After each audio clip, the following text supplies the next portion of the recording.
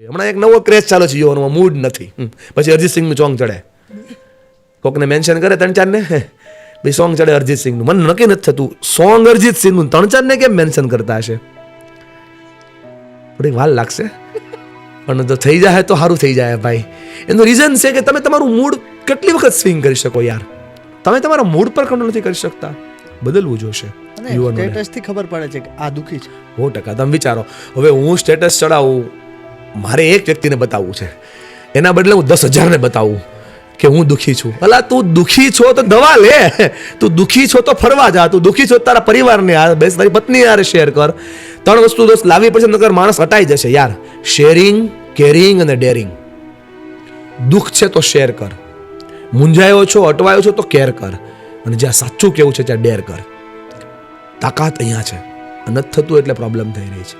મને લાગે છે કે બધી એવો પહેલો પોડકાસ્ટ હશે કે જેની અંદર હું એ વાતો કરું છું કે મેં સેમિનારમાં ક્યારેય કરી જ નથી.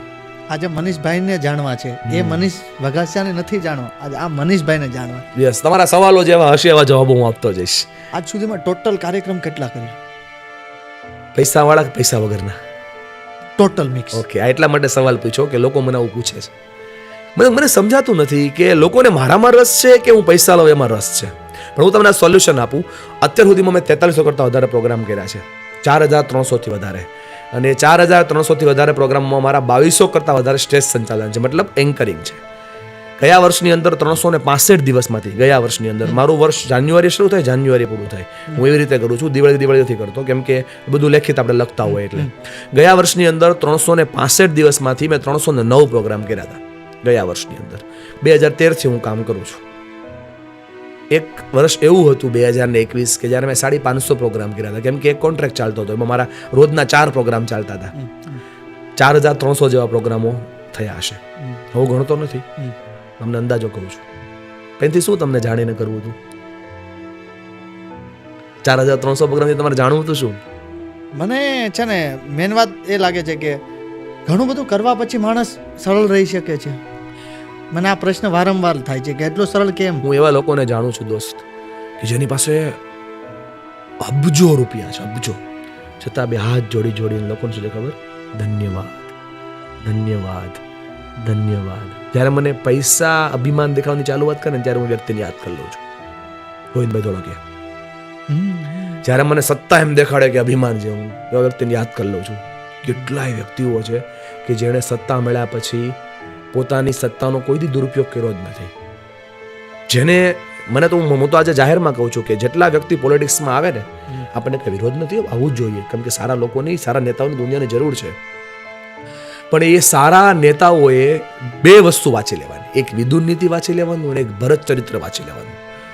ભરત ચરિત્ર તમે વાંચો ને, ભરતનું મોરારી બાપુ કરતા હોય ચરિત્ર તમે કદાચ સાંભળો, કોઈ સારા બીજા વક્તા કરતા હોય ચરિત્ર સાંભળો, તો ભરતને 14 વર્ષની ગાદી મળી હતી બોનસમાં.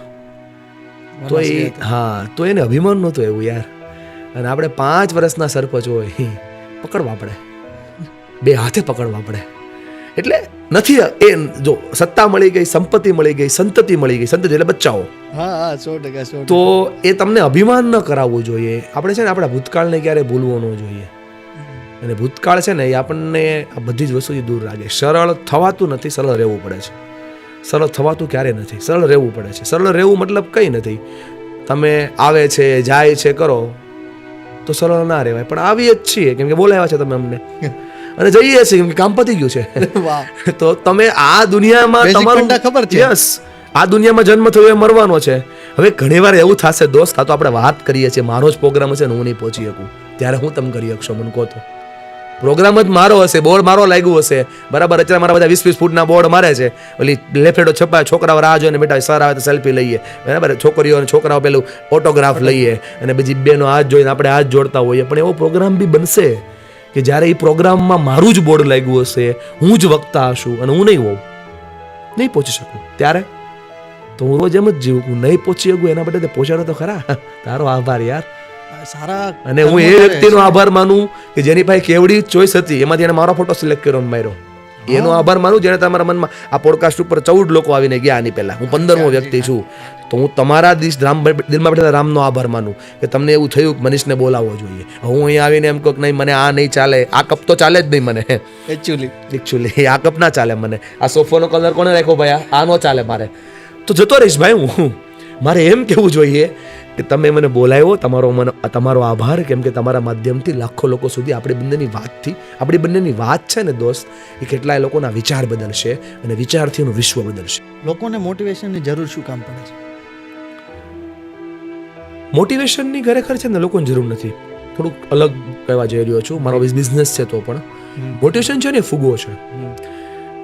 જ્યારે તમે મોટિવ કરો કોઈને, જ્યારે વ્યક્તિ આમ કામ કરવા માટે આમ પ્રેરાય કે વાહ વાહ વાહ વાહ વાહ, પછી જ્યારે સામે એ વ્યક્તિ ના હોય ત્યારે ફુગો ફૂટી જાય. યસ, તો મને મોટિવેશન કરતાં વધારે રસ સેલ્ફ મોટિવેશનમાં છે. તમે એવી રીતે લોકોને ઇન્સ્પાયર કરો. એક થિયરી છે ટચ મૂવ એન્ડ ઇન્સ્પાયર. મને ટચ થાય કે તારી વાત સાચી ભાઈ, હું થાવ કરો અને એક જિંદગીમાં હલવાઈ જઈશ, થોડું તો બેનિફિટ છે. હું થાવ અને પછી હું ઇન્સ્પાયર થાવ, તો આ કામનું છે. મોટિવેશન કરતાં વધારે મને ઇન્સ્પિરેશન ટચ કરે છે, અને એના કરતાં પણ વધારે મને ટ્રાન્સફોર્મેશન બહુ ટચ કરે છે. બદલવું પડશે યાર. ચેન્જ છે ને, ચેન્જ એ ટેમ્પરરી હોય, પણ ટ્રાન્સફોર્મેશન છે ને પર્મનન્ટ હોય. એટલે હું એવો પ્રયત્ન કરું કે સેમિનારની અંદર ઓલવેઝ હું મોટિવેશન કરતાં વધારે એમને રિયલિસ્ટિક વસ્તુ પર કામ કરાવું, રિફોર્મિસ્ટ તરીકેનું કામ કરવાનો પ્રયત્ન. જેમ કે 10માના બાળકોની પરીક્ષાની વિશે હું જ્ઞાન આપતો હોય તો હું મોટા એક્ઝામ્પલોને ક્યારે એવો બતાવું જ નહીં કે આમ રિઝલ્ટ લાવો. હું એમ કહું કેપેસિટી પર કામ કરો, તમારી ક્ષમતાઓ પર કામ કરો. જેમ કે હું કોઈ ટ્રેનિંગ આપતો હોય ને એમાં સ્ટાફ હોય તો હું સ્ટાફને ક્યારેય એવું નહીં કહું 5 કલાક મથી જ જવાનું, આમ કરી જવાનું તેમ ના. હું સ્ટાફને કહું જાતને ઓળખો, તમે શેના માટે બન્યા છો, અને એને રિયલ થાય. જો પ્રદીપભાઈ હું તમને એક વસ્તુ કહું, હું તમને એમ કહું કે તમારા જીવનના આટલા નિયમો હોવા જોઈએ, તો તમે પાળો? કોઈ દી ન પાળો. પણ હું તમને ફીલ કરાવી દઉં કે તમારા નિયમો તમે જાતે બનાવો અને તમે પાળો, તો તમે પાળવાની શક્યતાઓ વધી જાય દોસ્ત.